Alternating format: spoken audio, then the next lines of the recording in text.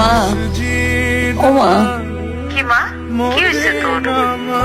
না কিছু হয়নি। কিছু না করলে হবো, কিছু তো একটা হয়েছে। কি হয়েছে আমার খুলে কর। কি হলো, চুপ করে আসছিস কা, ক। তোমার কথা মনে পড়তেছে।